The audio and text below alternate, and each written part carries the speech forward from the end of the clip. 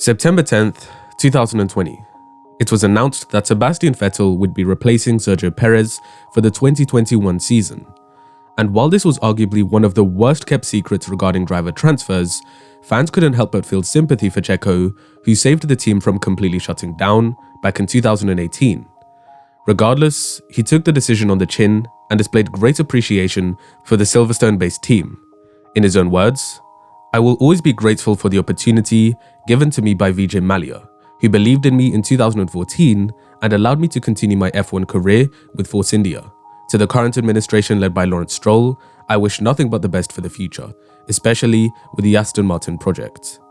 Deep down inside, however, Checo was hurting, given that this was the first time since 2014 that he was in a car capable of scoring podium finishes. At this point, the only realistic options for the Mexican to stay in F1 were Haas and Alfa Romeo. But as both teams were not capable of finishing in the points, this route didn't look all that appealing. After all, he didn't necessarily have a plan B, but intended to continue in the sports if he could find a drive that motivated him. A driver of Checo's caliber most definitely deserved another shot at the front end of the grid. Therefore, the only other available seats that would have motivated him was Red Bull. Given how Alex Albon had struggled up to that point in the season, the Mexican sensed an opportunity. And as we know from his years with Force India, whenever Sergio Perez even got a sniff of a podium, he never failed to seize his opportunity. This killer instinct is what also enabled him to recognize the potential vacancy at Red Bull and showcase his driving prowess. Statistically, from the Tuscan Grand Prix where the announcement was made to the final race in Abu Dhabi, Sergio Perez elevated to a completely new level. Prior to Mugello, Checo had scored just 34 points in the Drivers' Championship. He then exploded in the next 9 races by scoring 91 points, only behind the big 3. In fact, had Checo's engine not given up in Bahrain, he would have been second only to Lewis Hamilton in the number of points scored in the last 9 races. Before Mugello, Sergio had an average finishing position of 7.3. Compare this to his finishing position of 4.1 after he was dropped, and you start to see how much he upped his game. In that streak lasting 9 races, Sergio took 73% of the total points he finished the 2020 season with. If we compare this to the best 9 race streaks throughout his career in a single season, we can see that this ranks third only behind 2015 and 2019. But if we were to include his deserved podium in Bahrain, his percentage would have increased to 85, the best 9 race streak in his entire career. But for me, this isn't even the most impressive statistic.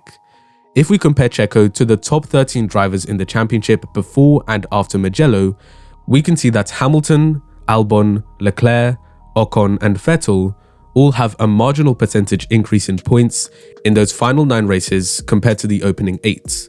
Max Verstappen's distribution is pretty equal across the season, despite suffering 5 retirements.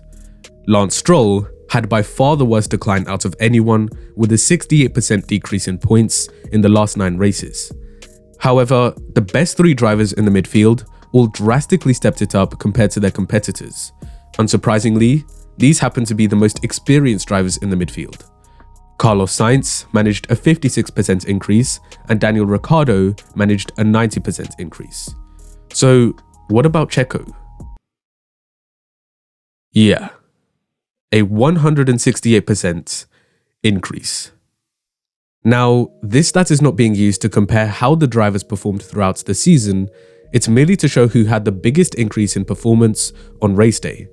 It could also be interpreted as Checo not performing to his full potential in the first half of the season, but nevertheless, he came in clutch when it really mattered most. A seat was up for grabs, and he squeezed absolutely everything out of the RP20, weekend in and weekend out. We all know Sergio Perez is one of the best drivers on the grid on a Sunday. His stellar ability to manage the wear on his tyres has been evident throughout his career. We can look to the Turkish Grand Prix as a prime example of this, where he drove a monster stint on intermediates for 46 laps and equaling the highest finishing position in his career of 2nd place. This race also reminded us of the Mexican's superb adaptability in changeable conditions, as he was able to keep everything together when others around him were faltering. He also has a ton of mental strength developed during his early career when making his way through the ranks in the junior series with fewer resources than his competitors.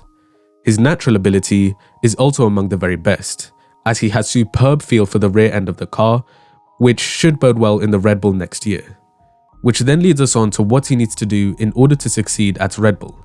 And really, it depends on what success actually means in this case. Is it getting podiums? Is it snatching wins? Or is it simply being a worthy teammate to Max Verstappen? Throughout both Gasly's and Albon's stints in the Red Bull, they failed to remain within a close and consistent gap to the Dutchman to help him in his fight against the Mercedes. Not only will Checo's experience allow Verstappen to have a fighting chance, but it will also help the team in the Constructors' Championship. If they come out of preseason testing with a car capable of really taking it to the Mercedes, the deadly combo of Verstappen and Perez could very well cause an upset.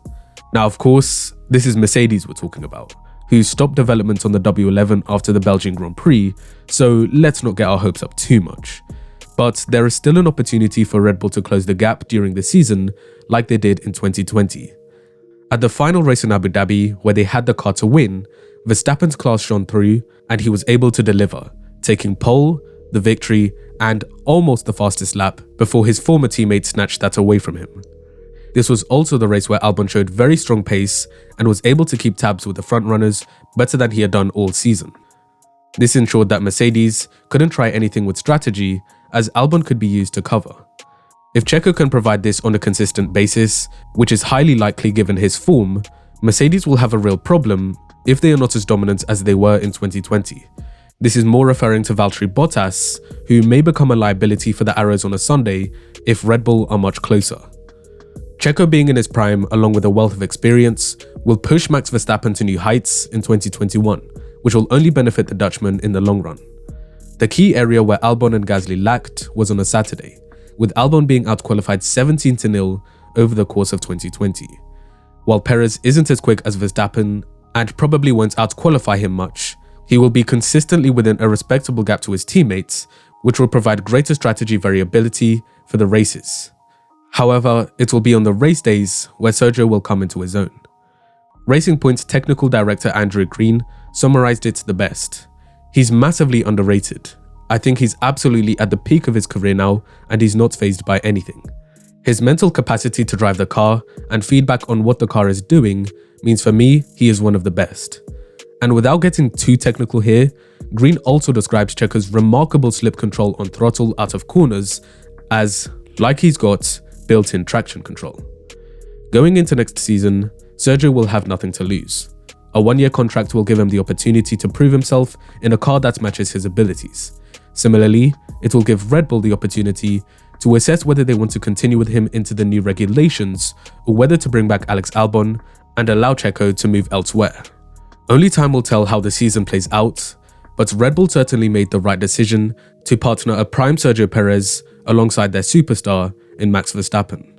But for now, we F1 fans will keep speculating as to how this partnership will play out in 2021. So leave your thoughts on how you think Checo will perform against Max next year in the comment section below. Remember to drop this video a like for Red Bull to challenge Mercedes next year, and subscribe to the channel with bell notifications so you get the latest uploads in the future. And as always, I'll see you in the next one.